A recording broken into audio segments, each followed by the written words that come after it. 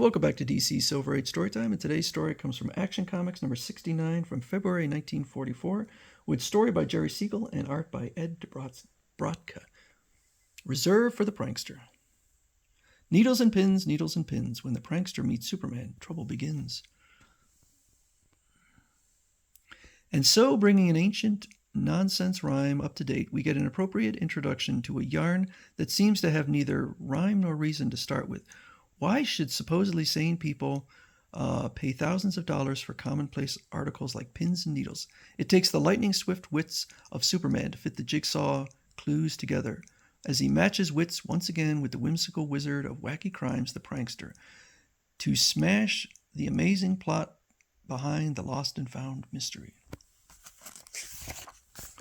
So Lois and Clark are at a state fair, and Superman himself couldn't lift her. I wonder. She's certainly straining his dignity, if not his back. That's Clark who says that. The cattle are stampeding. Trouble at the livestock exhibit. Clark, it may be a big story. Not so fast. If those cattle get loose in the crowd, a lot of people will be hurt. I've got to get away. So he slips off and changes into Superman to take care of the stampede. I haven't a chance, and for once Superman isn't around to save me. Superman! Guess again, Miss Lane. Back up, you four-legged blitz buggies. So he takes care of the cattle and puts her in a barn. If only I had a camera. Words couldn't ever describe this. It may be artistic, but those cattle will maim and kill each other if I don't get them back in their stalls. So he takes care of them.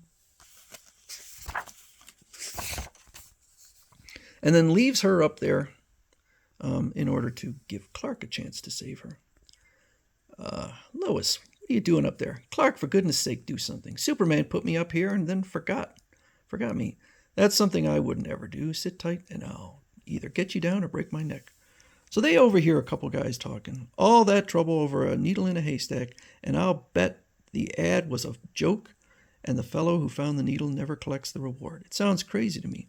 I beg your pardon. What's this about a needle in a haystack? So there's an ad in the newspaper. It says lost large something darning needle in haystack in cattle exhibit at fair. Reward $5,000 for its return.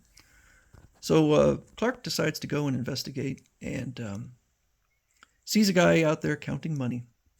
Of course I advertised for the needle and paid the reward to the finder. Had it stuck in my lapel when I visited the cattle show, and someone pushed me into the haystack accidentally. But what of it? Needles are cheap and plentiful. Not needles like this. You see, this is the very needle used by Betsy Ross when she first made the American flag. I prize it for sentimental reasons, but Clark doesn't believe it. Betsy Ross, nothing. In her day, needles were handmade, but this is of modern steel, machine ground. Still, if he's crazy enough to throw away $5,000, that's his business. So he made the payment without a whimper, eh? Jitters, my plan is working to perfection. Where's that phony press card I had printed up? I'll get started right away.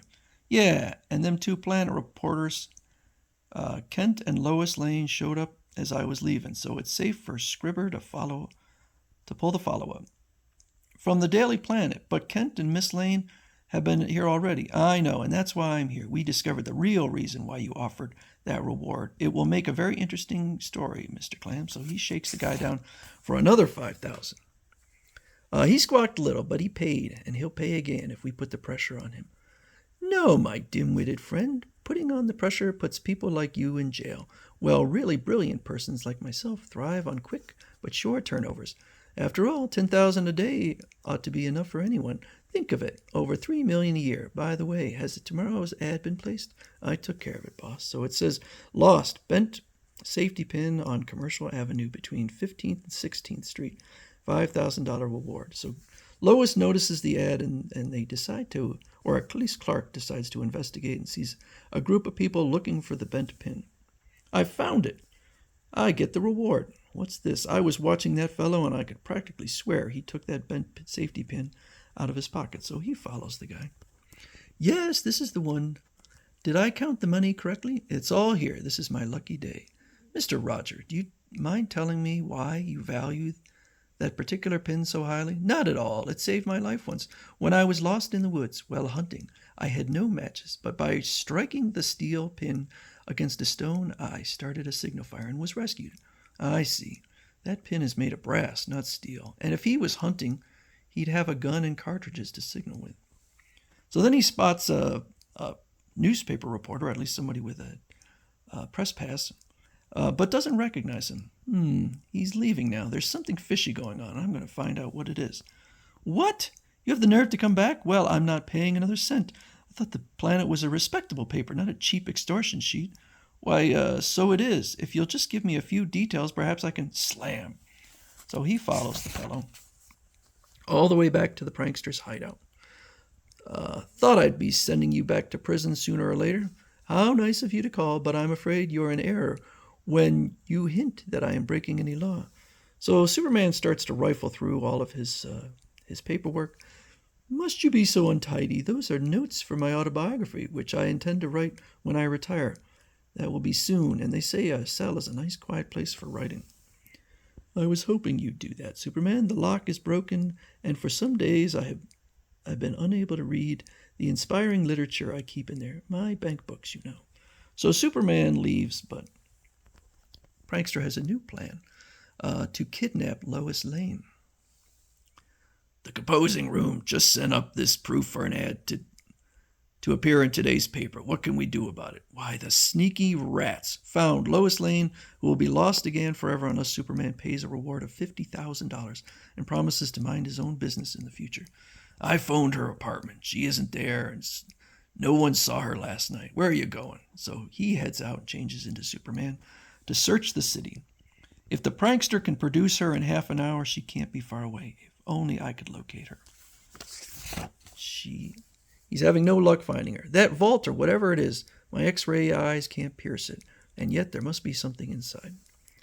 And anything I can't see through makes me curious. So the prankster is indeed in there with Lois and his criminal cohorts.